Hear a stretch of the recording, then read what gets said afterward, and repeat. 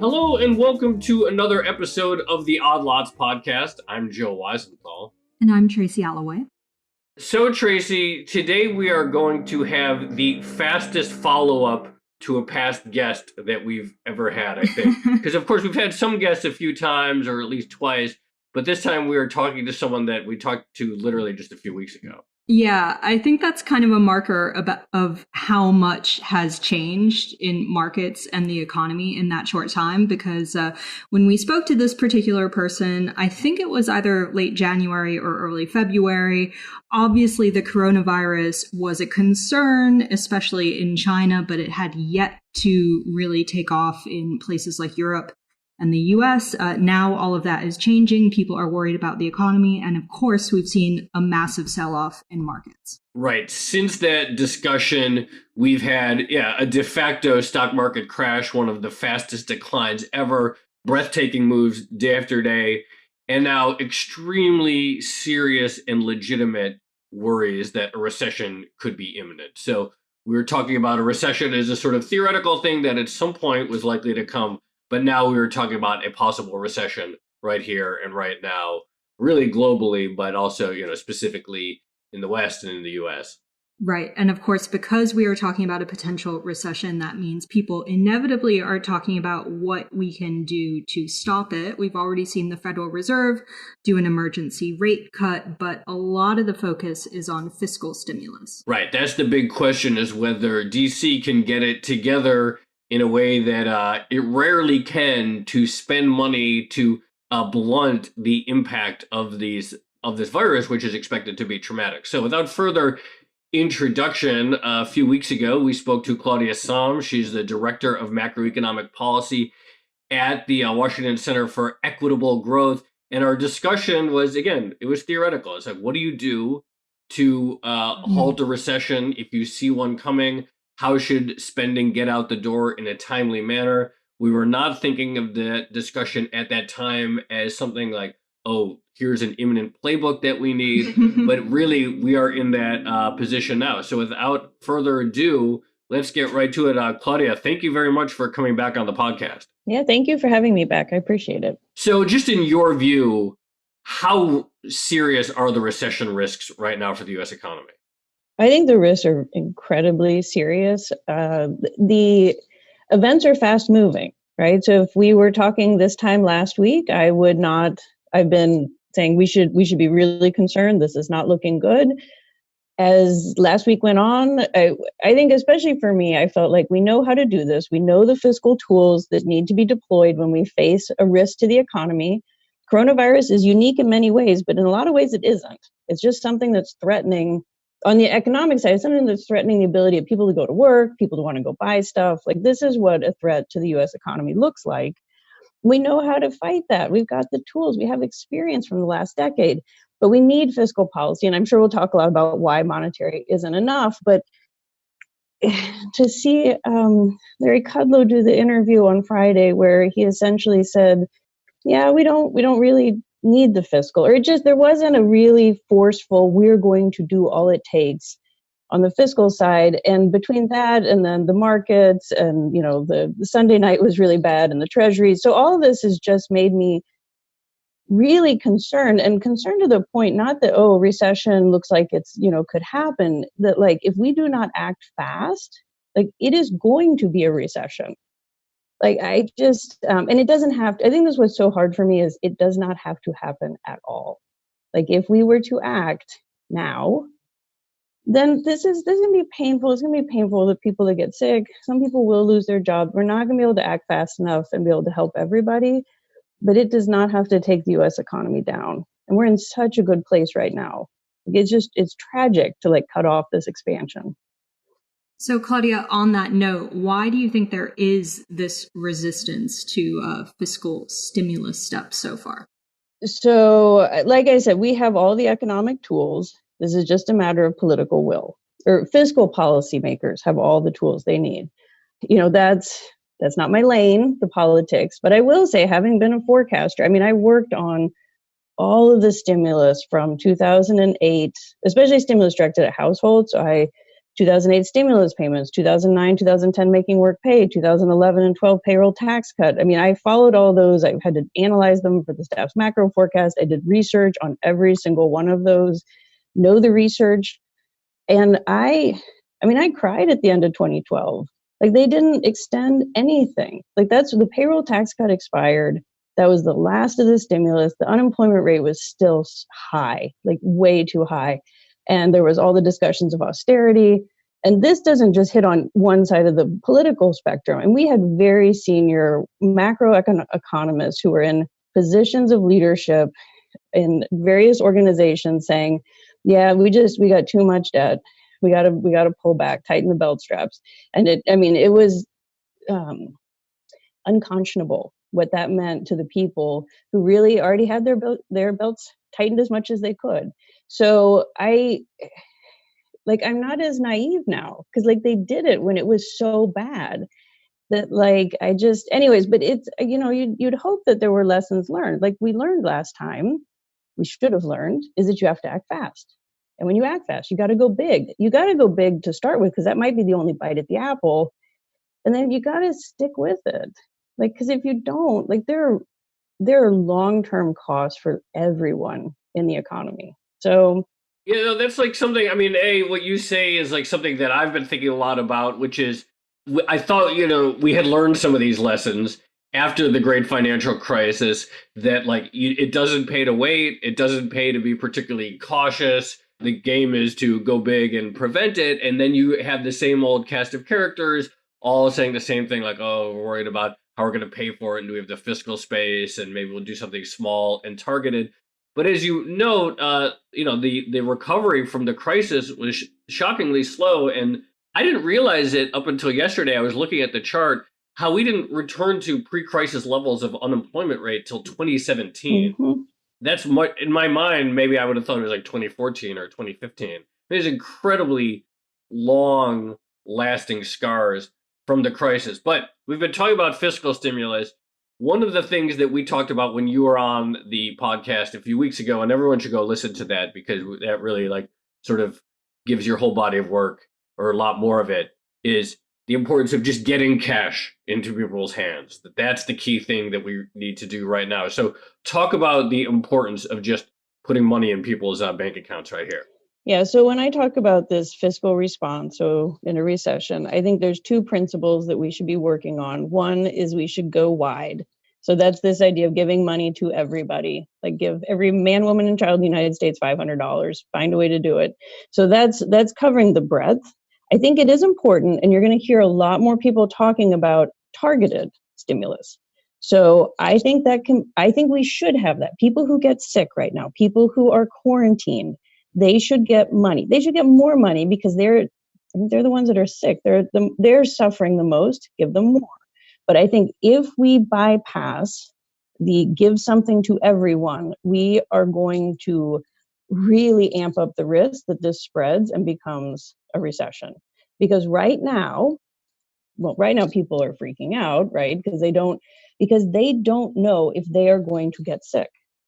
They don't know if someone in their family is going to get sick. And the vast majority, like way up into the income distribution, people, they spend what they make, right? So there are many people who are one paycheck, even some cut hours away from serious financial distress. So if you know that about yourself, and you don't know if you're going to get the virus, and you don't know if you're going to be out for 2 weeks from work and you won't get paid if you're out, then you're not going to go out and buy like the new washing machine, or put the offer on the house, or go out to the restaurant. There's just so many things that you'll do right now to cut back, because you don't know. If Americans across the country do that all at once in the next couple months, like that's how you take an economy with a 3.5% unemployment rate, really solid GDP growth, and turn it into a recession. Because like that, once that dynamic gets going, it doesn't matter how much you give to the 5% of the population that becomes severely ill. We could get past the virus itself and have the economy already be into a tailspin that you can't then arrest as easily as you could right now. If you just told people, we got your back, Like, we're on this. What do you say to critics who make the point that given the uncertainty that you just described, so people don't know if they're going to have a job in the next few weeks, they don't know if they can go outside of their houses, just massive uncertainty for households at the moment. So if there's that level of uncertainty, how do you know people are actually going to spend the additional money that you give them? And I should just mention that here in Hong Kong, we already have this happening. Hong Kongers are getting cash handouts of a little over $1,000 paid directly into their bank accounts. And the joke over here, although clearly it's not very funny given the situation, is that everyone is just going to either save it or use it to buy, a few rolls of toilet paper and some face masks. Yeah, so this has been the longstanding critique of these stimulus payments, tax rebates, the difference. So, and I think they make for a good story, right? And a lot of times the people telling the story, like, maybe it fits them. Like, I don't, like, every dollar that comes in to me, I don't just go out and spend it because I've got a cushion. The fact of the matter is, in the United States, and this is different than a lot of other developed countries, we do not have a good safety net. We do not have financial buffers. Like, a huge fraction of US households do not have a paycheck's worth, let alone like $500 worth of money just sitting around that they can access quickly. So we're in a much more fragile place than other countries. And then on top of that, there is research. There is incredibly good research from the 2001 tax rebates and the 2008 stimulus payments that says people will spend it. Like, but this trope will not go away. Like, this is, I was talking to someone who's been in a lot of conversations with Republican economic staff, and time and again they say, well, but they're just going to save it. The wonky term of Ricardian equivalence. Like, if I give you $1, but sometime the government's going to take it back, will you save it? Or I was talking to someone who does the like permanent income hypothesis, like, I give you $1 and I'm going to calculate the annuity value of it over the rest of my life and spend it. Like, those are just wonderful, like, theoretical models, but like, those people don't exist. Well, I mean, Ricardian equivalent people, just like, there's like 10 of them in the world. But the permanent income hypothesis, there are people who have more money, but they really do smooth it out. But there are a lot of US households that, for various reasons, and there's a lot of different models kind of thinking about why this happens, they keep their spending and their income really closely tied. So it is and a lot of them, like, they don't have a lot of income, right? I mean, wage growth has not been good. Like, if you give them money, they will spend it. And this is something that, as economists, we get wrapped into this with our models. Or if you don't want to do this, you grab a defunct economist model and say that's the truth. But like, if you just went out and grabbed 10 people in front of the White House and said, if I gave you $500, what would you do with it? I mean, they'd say they'd spend it. Like, it's not I don't know. And I have heard discussions about, well, we don't want people to go out to the store and we don't want them to spend. And I'm like, first of all, this is why I think you should go broadly, right? There are parts of the country right now, it's not like the virus isn't there yet. Like, let's get ahead of this, let people spend. And frankly, like, you can do a lot of spending sitting in your living room, right? It's like we want to talk ourselves out of doing something, which totally reminds me of like 2007. Like, we knew things were going wrong in the housing market. We knew, but we just kept saying, well, but it's okay, because look at this other good data. Like, we're getting such a clear early warning. Like, we get to watch the train coming at us. I mean, Italy shut down their country. Like, but we have the train coming at us and we're like, oh, it's going to be okay. It's going to be okay. Like, no, get out of the way.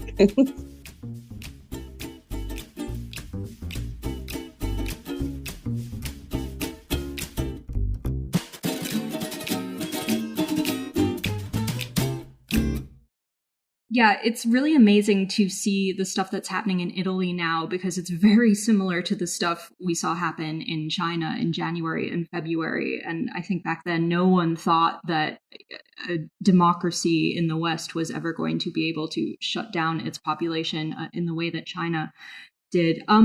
Just on the notion of safety nets in the US, you mentioned this idea that the safety net just isn't quite there in the same way it is for some other developed countries.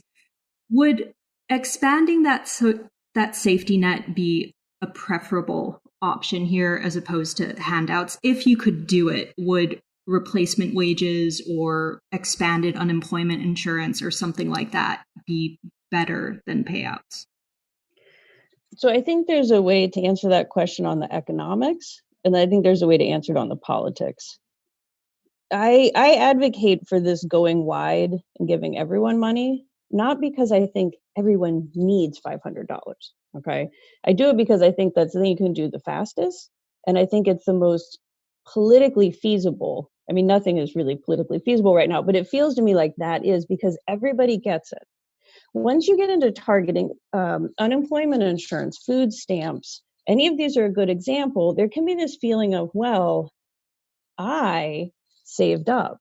I worked hard so that when there was a tough time in my life, I didn't have to go get food stamps. Why should I, as a taxpayer, pay for somebody else to go get food stamps when I know they were out, go taking their kids out to dinner before they, got laid off?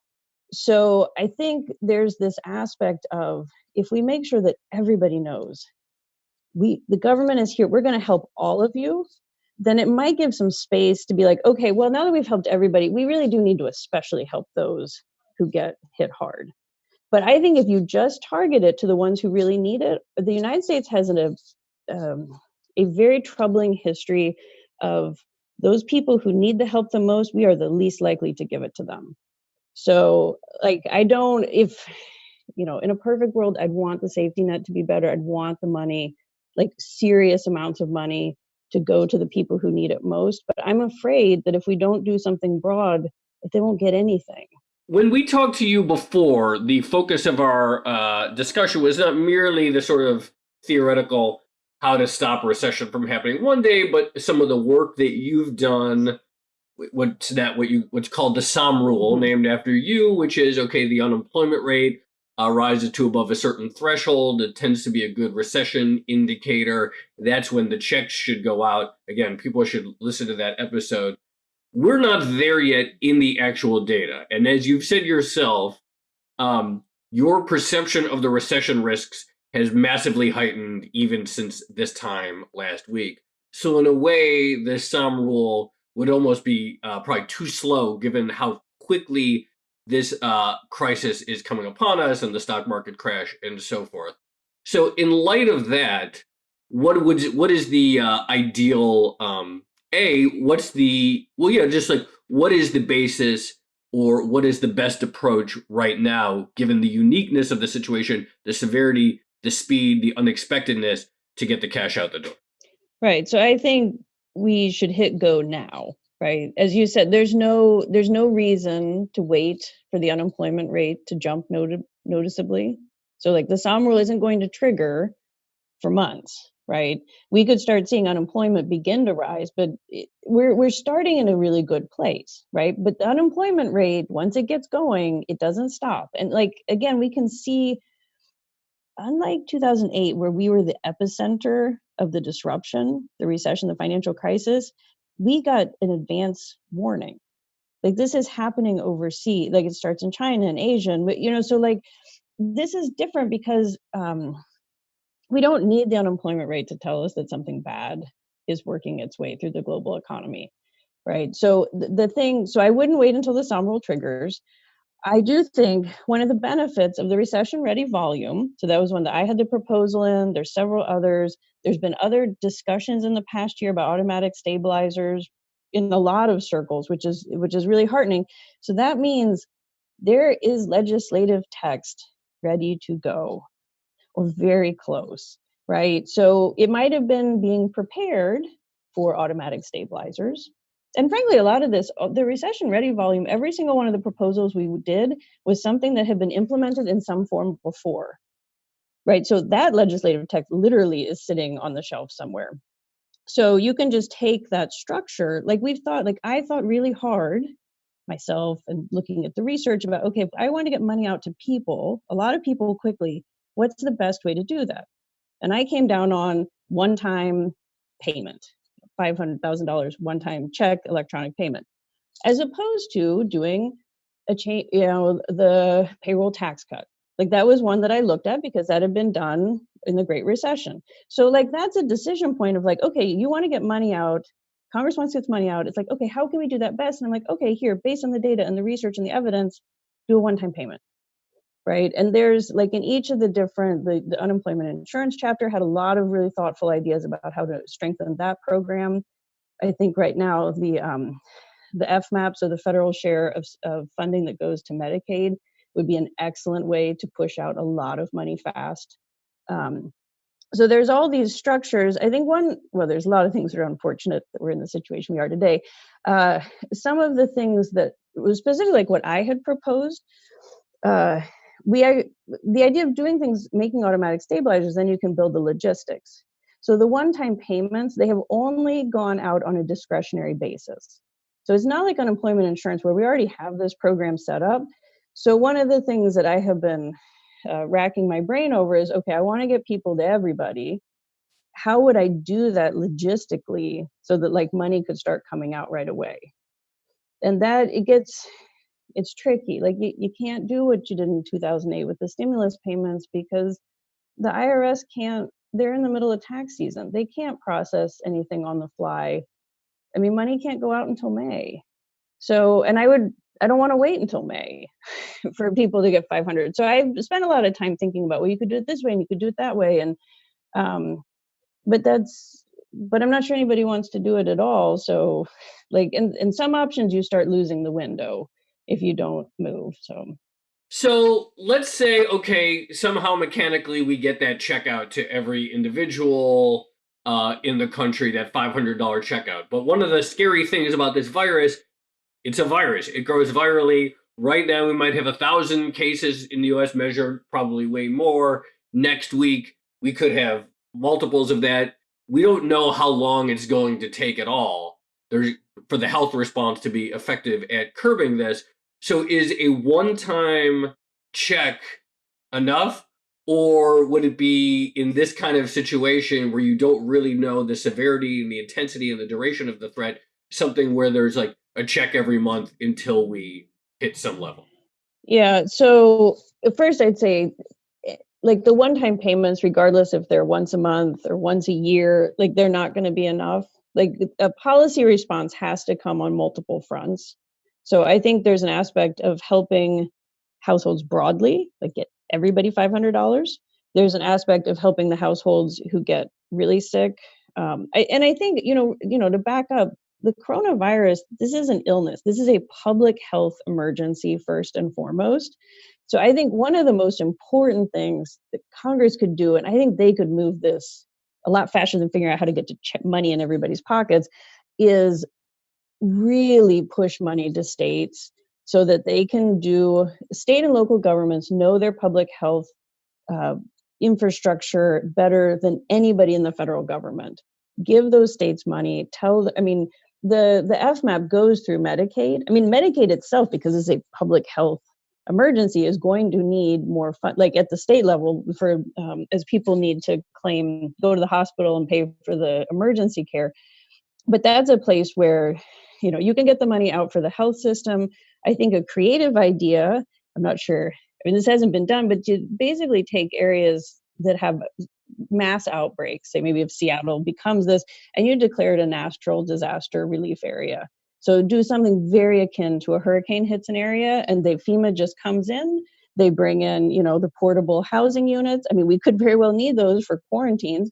And the equivalent of in a hurricane, it's like if your house gets flattened and you need money to rebuy it, you can make a claim and you get money from the federal government.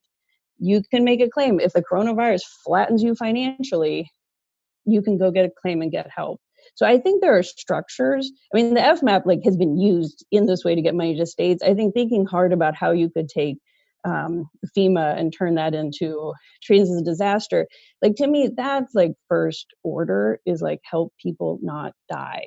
But, on this, helping people not die, one of the benefits of getting money to everyone is it is a totally sad fact in the United States, but there are individuals who do not seek medical care because of the cost. So over 10% of US adults last year said that they didn't go see a physician when they were sick because they didn't think because of the cost, not to pay for it. Now, this is like the last thing that we would want people to do, is to stay at home, or, not go to the doctor because they don't have the money to pay for the care. I think what's even more likely is they're going to say, well, if I go to the hospital and I test positive, they're not going to let me go to work. I need to go to work. So the United States has this aspect of like, if we don't get some extra financial support to people right now, the virus, this is going to be worse. It could be worse here, despite the fact that we have this incredible health system. I mean, like, we can save people in the United States that no other country can when they get like really sick, but they got to go to the doctor, right? And I don't know. And this thing is so infectious. So I think there's this very like difficult interplay between the health aspects and the economic aspects, and just everything, the way it's rolling together does not look good.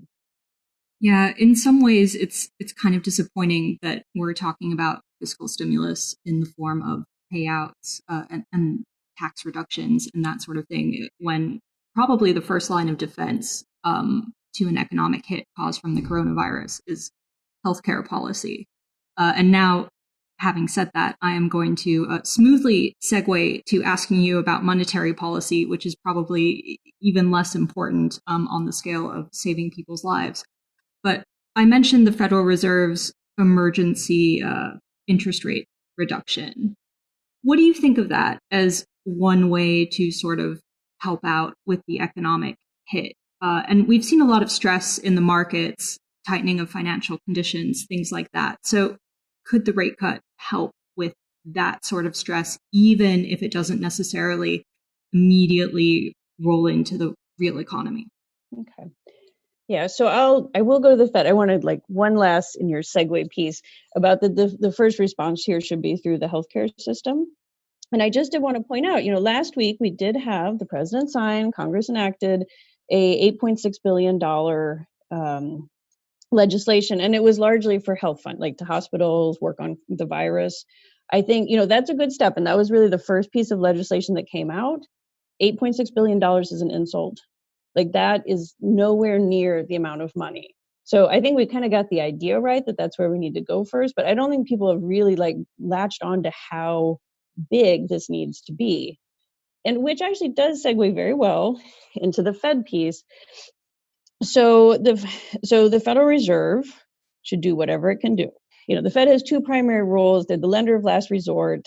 I hope we don't get there with this one, but they'll be ready. And their monetary policy is there to stabilize the business cycle. So this is exactly when the economy looks like it's going south, the Fed uses the tools it has to the extent it can to help shorten the recession, make it less severe, right? So and I have full faith that the Fed officials are, will do their level best, and they will be creative.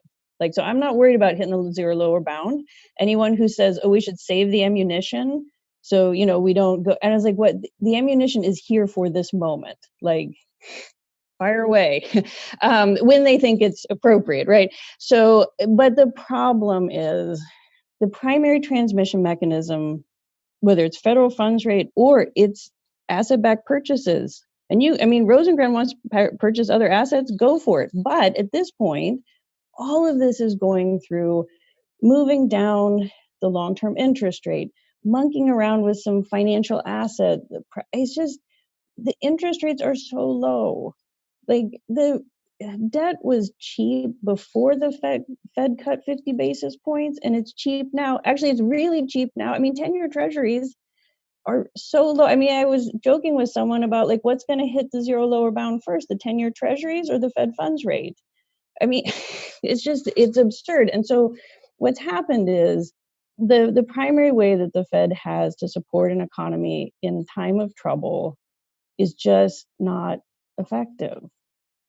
But the upside, there's a silver lining to this, is that because treasury yields are it's so cheap to borrow right now, there is an incredible demand for US treasuries, which are the safest asset in the entire world. Like, borrow the money. Like this, the markets are screaming at Congress to do fiscal policy. So it's like the Fed doesn't have the tools. I am sure they will continue to cut. They will open up, especially if it gets into any kind of a need for emergency lending, like they'll do what they can. They have some things I got to have signed off by Treasury now that they didn't before. But like there's absolutely no way that they're enough. And they know it. They've been saying for years, fiscal policy, you have to help us. But I've gotten increasingly frustrated. I think over the weekend I wrote a blog post I was really like, how can we get money out to people? And I actually was kicking around through this money finance fiscal policy, which is actually the way the Fed could, in theory, get money out. But it's derisively called like the helicopter money. And so Ben Bernanke got his nickname. I refuse to call it helicopter money. But like that's a tool is never been used. I mean, it is absolutely ridiculous that like that feels like somehow the most hopeful, because it doesn't involve there potentially could be a way to do it that the Fed does it totally on its own. Like we should never have a political system that is so dysfunctional that it requires an unelected body to do what is right for the country. And like this money-based fiscal, like this is just absurd. Like we shouldn't be doing that. We shouldn't even be talking about that. But that's just to reemphasize, like fiscal policy has to happen. It cannot be the Fed. I think you make a really excellent point there, because obviously we have come to rely so much on monetary policy. And that is the first thing that we heard out of the White House is not a fiscal response, but sort of browbeating Jerome Powell to cut more and cut more aggressively. But the question that arises is how much is that because monetary policy is the best tool versus how much our political system is so broken that the only entity that we can rely on to do anything is the unelected one, where the people at the FOMC don't have to answer to voters. Worth noting, too, you used to be an economist at the Federal Reserve, for people who don't know your background. So before we go, though, let's just sum it up. So President Trump, maybe he's listening to the podcast. He's like, oh, I really want to have Claudia on. We need to, or into the White House to save the economy. Just sort of real quickly, give us your 3 bullet points. This is how we prevent the coronavirus from ending the expansion. So they need to act now. They need to go big, and they need to be creative. Like I said, all the tools are there. Some of them, to be able to act now and to move really quickly, there will need to be some creativity. Like I talked about, thinking about FEMA and natural disaster areas. With a lot of other policies, the policies are there. You just got to do it. I think right now it seems one of the biggest hurdles is taking on debt. And they just, somehow that was okay a few years ago, but now it's not. But I mean, really, like this is the time to step up. And the only way that we are going to avoid people getting to a painful place financially and health-wise is we need everybody working together. Like we need the Fed cutting. We need Congress pushing out money to states. We need the administration supporting all of this. There are things the administration can do today to boost paychecks for workers that don't even require Congress. So there's like all these tools that are out there that we've used in recessions past. And there has to be this political commitment to, we're going to do it and we're going to do it together. Claudia, thank you very much for taking the time to join us again. I know you're in high demand because everybody is talking about this urgent need for fiscal stimulus, and you're one of the people who has been writing about and fleshing out ideas for a while now. So appreciate you coming back on the podcast, and hopefully people listen to your ideas and we don't have a completely unnecessary economic disaster on top of the impending health disaster. I agree. Thank you. Thanks, Claudia.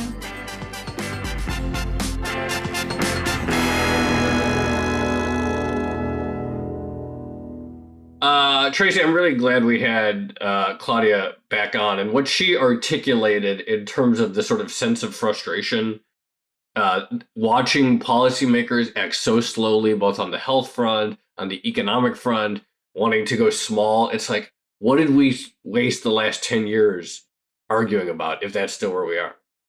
Yeah, it's that lack of political will that always comes up, even when we have discussions about modern monetary theory and stuff like that. But I also really liked her point about the Federal Reserve and people sort of relying on the Fed to make the first move and essentially be the grown-ups in the room in many ways. And, we are talking about an unelected body that should have a very limited mandate.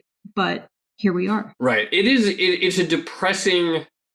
The reliance on monetary policy, particularly in developed markets in the West, is simultaneously been not particularly effective from a growth standpoint. We know that the recovery after the crisis was too slow. It took forever to get enough people back to work.